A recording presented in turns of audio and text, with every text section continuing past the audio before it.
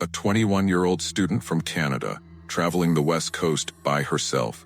Her name was Elisa Lam. Bright, adventurous, she documented every moment of her trip online. Tumblr posts, selfies, journal entries.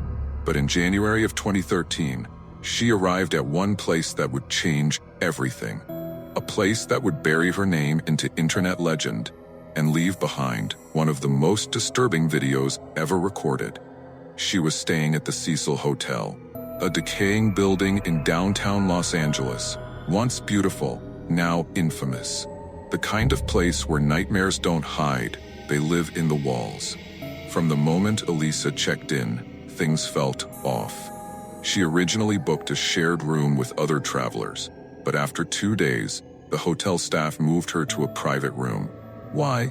Because the other guests complained. They said Elisa was acting strange, paranoid, talking to herself. She would leave notes on their beds that read things like, "Go away, leave me alone, they're watching." No one knew what she meant, and then she disappeared. On February 1st, 2013, Elisa Lam was supposed to check out. She didn't. She stopped posting online. She didn't call her family. She never picked up her bus ticket.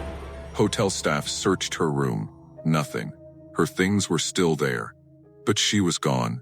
No witnesses, no exit footage, no answers, until the police released one piece of surveillance footage.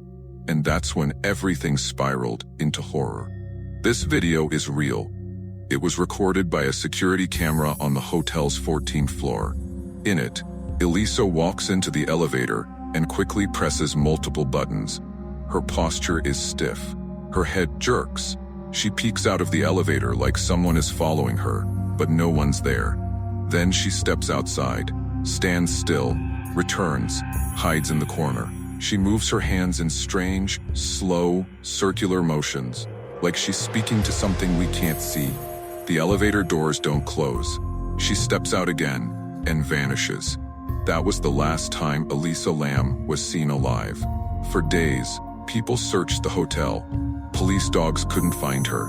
There were no alerts, no footage of her leaving, until hotel guests began complaining about the water. The pressure was low, the color was brown, and the taste strange. So hotel staff climbed to the roof to check the water tanks, and that's when they found her. Elisa Lam's body was floating face up inside one of the sealed water tanks, naked. Her clothes were found at the bottom. Her phone was gone. The lid was heavy. It was closed when they found her. There was no ladder, no way to access the tank without special tools or keys. So how did she get in? How did she close the lid behind her? How did no one hear a thing? Her autopsy ruled it an accidental drowning triggered by a bipolar episode. No drugs were found in her system, no alcohol, no trauma, just water. But the internet didn't buy it. Thousands of theories exploded. Some say she was running from someone. Others believe she was playing the elevator game, a dark urban legend where you ride an elevator in a specific way to enter another world. And many believe the hotel itself is cursed. The Cecil Hotel has a history soaked in death. It was once home to serial killers like Richard Ramirez, known as the Night Stalker, a man who tortured, raped, and murdered across Los Angeles. He stayed on the 14th floor, the same floor where Elisa was last seen. Another serial killer, Jack Unterweger, also stayed there. He strangled prostitutes with their own bras. He lived in the hotel while posing as a journalist writing about crime. And over 16 people have died inside the Cecil since it opened. Jumps, overdoses, murders. The walls have stories, and they echo. After Elisa's death, the hotel drained the water tank and shut down public access to the rooftop. But people still ask, how did she get in there? Why didn't the elevator doors close? Who or what was she speaking to? Elisa's story isn't just tragic, it's terrifying, because even today, no one truly understands what happened. Some things don't need monsters or ghosts. Sometimes the most chilling thing is a camera showing a girl who doesn't realize she's already gone. She was just passing through. But the hotel never let her leave.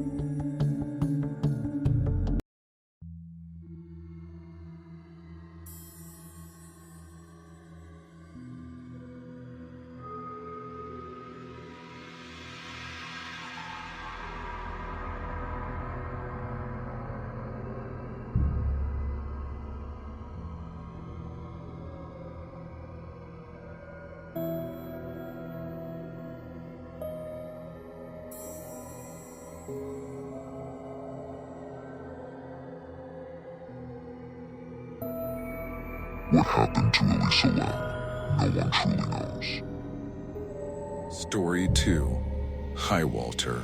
I got a new girlfriend today. He smiles into the camera. There's no background music, no jump cuts. Just a man, standing in a hallway, talking like you know him. Hi, Walter, he says, softly. I got a new girlfriend today. He smiles, but it's wrong. The kind of smile people fake for photos or funerals. Like he doesn't feel anything behind it. Then, without warning, he walks away, and the camera follows. There's no context, no edits, just raw handheld footage. And what he shows next still haunts the internet today.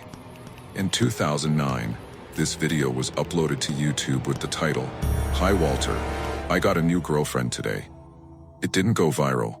It didn't trend. It just existed. And for years, nobody thought anything of it. Until someone looked closer. Let's break it down. The video is just 44 seconds long. The man filming looks to be in his 30s. He has short hair, sunken eyes, and that off-putting, forced energy. Like he's trying to act normal, but doesn't know how. He talks directly to someone named Walter. No one knows who Walter is. He could be a friend, a brother, a hallucination, or a part of himself he talks to when he's alone. Then he says, "We're gonna go check her out. She's in the closet right now." He walks through a narrow hallway, old carpet, yellow lighting, walls too quiet. Then he points the camera into a room. And that's when everything changes. You see a girl. She's in the corner, sitting on the floor. She's shaking, crying. You only see her for about 2 seconds, but her terror is real. She doesn't look at the camera. She doesn't scream. She doesn't move like she thinks someone will save her. She looks like someone who's been crying for days and knows no one is coming. Then the video ends, just like that. No credits, no follow-up. No one ever heard from the account again. At first, people thought it was a weird skit, an attempt at a low-budget horror video, but years later, it was tied to something darker. Around 2016, online forums began connecting the video to a real missing person case, a girl named Kayla Berg. She had vanished in 2009, the same year the video was uploaded. And the girl in the footage, she looked just like her. Same facial shape, same body type, same age, even the sobbing voice matched. Kayla was 15 when she went missing. She told her brother she was going to hang out with a friend. She never came back. For years, her family begged for answers. They put up posters, did interviews, held candlelight vigils, nothing. Until someone sent them a link to that video. When Kayla's mother watched it, she gasped. She said the girl in the corner looked exactly like her daughter. She contacted the police immediately. They opened an investigation. The FBI got involved. People started sharing the clip across YouTube, Reddit, everywhere. For a while, it felt like something was finally going to be uncovered. But then, silence. The original video was removed. The YouTube account was deleted, and the man in the video, whoever he was, never came forward. Later, it was claimed the video was staged by an amateur actor, that the girl was just pretending, that it was just a weird art project. But here's what doesn't sit right. No full version was ever uploaded. No behind-the-scenes footage ever surfaced. And the actor playing the man never proved his identity publicly. Even today, some people believe the FBI was forced to shut the investigation down quietly. Why? Because they were too late. Or because it was never meant to be solved. People still debate it. But here's what we do know. The body of Kayla Berg was never found. Her case is still unsolved. And the High Walter video? It still gets re-uploaded. Still spreads in pieces across the internet. Some say if you download the original version, it corrupts your file system, adds hidden time codes, or random whispers in the audio that weren't there before. People say if you watch it at exactly 3:17 a.m., the girl's expression changes. For one frame, she looks right at you and smiles. The video was deleted within 24 hours, but the girl was never found, and the man never spoke again. Hi, Walter. I got a new girlfriend today. Hi, Walter. I was at the mall today, and guess what happened? I met the most wonderful girl. We went shopping at JCPenney's, and she tried on a lot of clothes. And she ended up buying a whole lot of them, you know what I mean? And then we decided to go and take a look at some of the jewelry at K Jewelers, and she picked out this most awesome necklace, the most amazing necklace I've ever seen. And I know she wanted me to buy it for her because she kept on looking at me and kept on giving me that look, you know the look. And then we got kind of tired of the mall, and I brought her back to my place. And I know she hates cameras, Walter, but I'm gonna show you her anyways. You ready?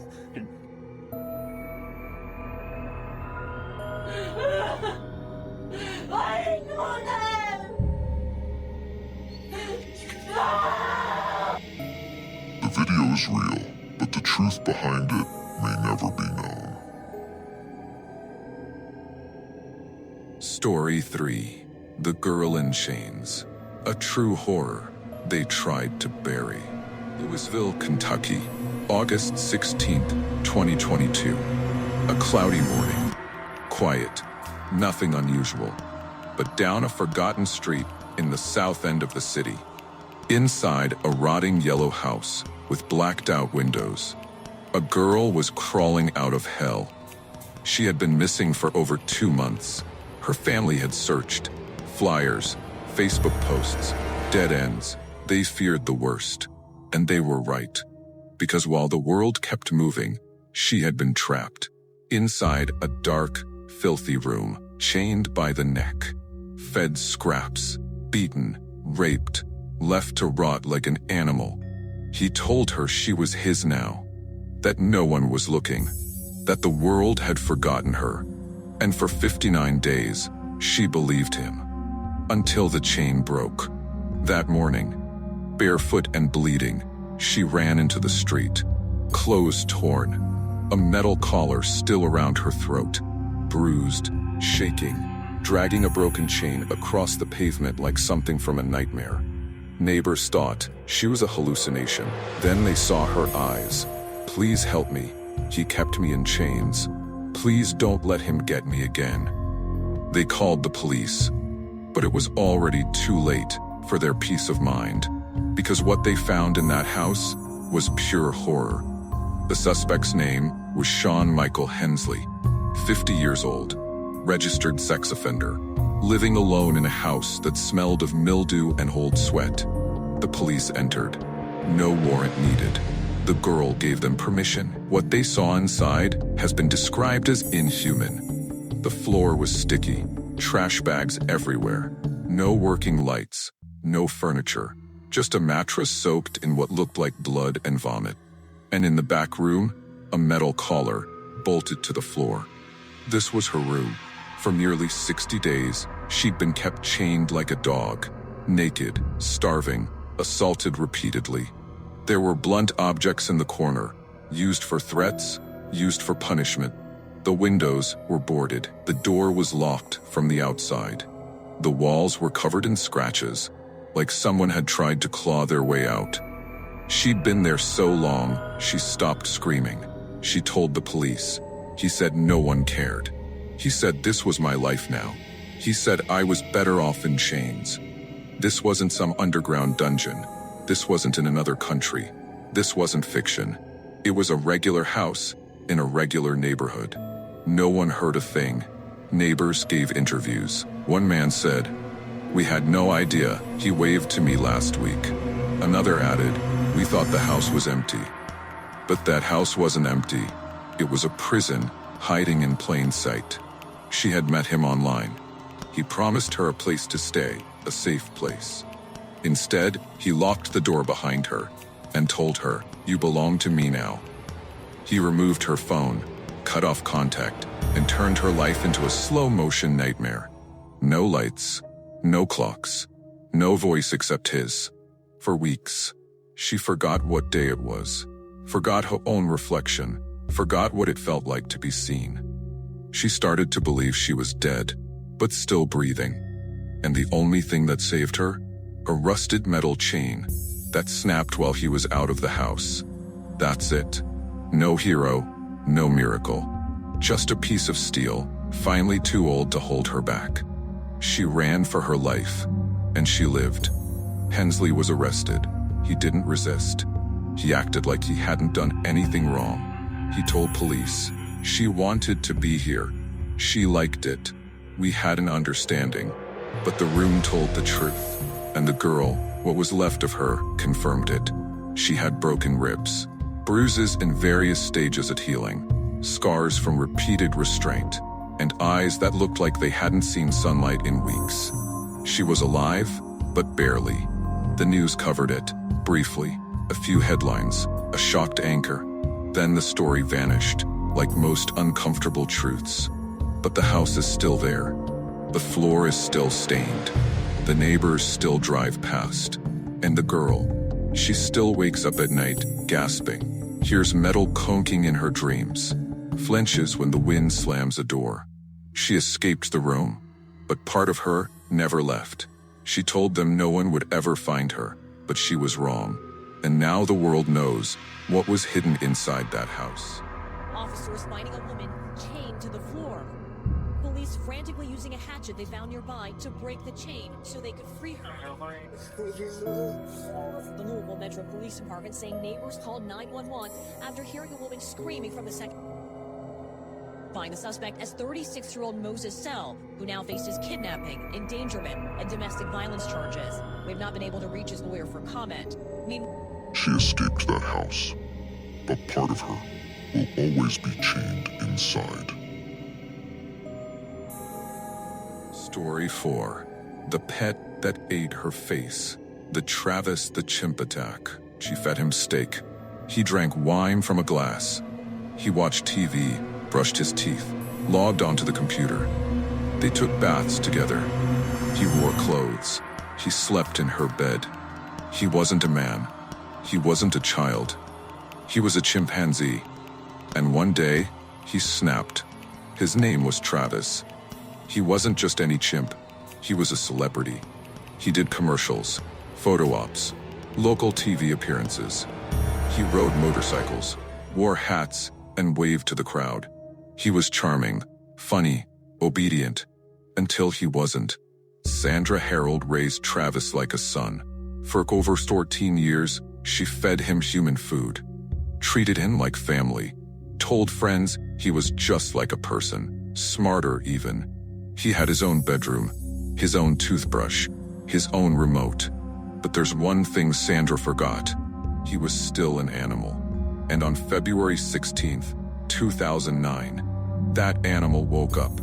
That morning, Travis stole Sandra's car keys and ran outside. She panicked, not because he escaped, but because she knew if anyone saw him, they'd call the police. And if the police came, they'd shoot him. So she did the one thing she thought would calm him down. She called her best friend, Charla Nash, to help. Charla had met Travis many times. She wasn't afraid of him. She loved animals, but what she didn't know was that Travis wasn't Travis anymore. When Charla arrived, he saw her, and he attacked. He wasn't curious. He wasn't playful. He was violent, and he went for her face. He bit her lips off, ripped her eyelids away, tore her nose from her skull, crushed her jaw, mauled her hands. Sandra screamed, tried to stop him, hit him with a shovel, stabbed him with a butcher knife. Nothing worked. Travis was 200 pounds of pure muscle, stronger than 5 grown men, and he was in a frenzy. Charla didn't scream. She couldn't. Her mouth was gone. Sandra ran inside, covered in blood. She picked up the phone and dialed 911. The 911 operator thought it was a prank at first. It didn't sound real. Then Sandra shrieked, "He's tearing her apart. He's killing my friend. Send the police with a gun." When officers arrived, Travis was waiting. He opened the driver's side door of their patrol car, bloody, covered in flesh, growling. One officer opened fire, 7 rounds to the chest. Travis staggered back, bleeding, dying. He walked back into the house, down the hall, into his room, where he bled out and died beside his bed. But the damage was done. Charla Nash wasn't expected to survive. Doctors said she had no face, no eyes, no nose, no hands. She was completely unrecognizable. The surgeons called it something not meant for life. They gave her a full face transplant. But the images before that surgery, they're too graphic to show. Even most news networks blurred them. And what's worse is that the 911 call is real. You can hear it. You can hear Sandra screaming for help while Travis destroys her friend. Not with a gun, not with tools, but with his bare hands, with teeth and fury. People asked, why? Why did Travis snap? Was it the Xanax in his system? Was it jealousy? Was it the years of pretending he was human when deep down he never was? We'll never know, but here's what we do know. Travis wasn't evil. He wasn't a monster. He was a wild animal, raised in a human house, given a name, a job, a bed, but not a choice. Charla Nash lived, but she'll never see again, never feel her real skin again, never go outside without a veil. She told reporters, "I remember him attacking me. I remember knowing I was going to die. I don't remember my face." The video of Sandra's 911 call is still online. The photos of Travis are still in old commercials, and the story still haunts the town where it happened. Sandra died years later from a stroke. Some say it was grief, some say it was guilt. The chimp was buried, the house sold, the blood washed away. But Charla still wakes up with no face. She wasn't a stranger, she was his friend. She gave him treats, she visited often, and in less than 10 minutes, he destroyed her life. It's not a ghost story, it's not a demon. It's a reminder, you can never tame nature. You can dress it up, feed it human food, give it a name, but deep inside, it waits. And one day, it wakes up. He was my friend. He loved TV and ice cream. Then he tore her face off. The chimp killed my friend! What's the problem with your friend? Oh, please! What's the problem with your friend? I need to know. With a gun! With a gun! Hurry Who up! has the gun? Wait, hurry up! He's killing my girlfriend! What is the problem? He's killing my friend! Who's killing your friend? My chimpanzee! Oh, your chimpanzee is killing your friend. He ripped their part! Hurry up! Hurry up, please! There's someone on the way. Run, please! Shoot him! What is the monkey doing? Tell me what the monkey... He ripped your face off! He... Face off? He's trying to attack me! Please! Okay. She trusted him like a friend, and in less than 10 minutes, he erased her face.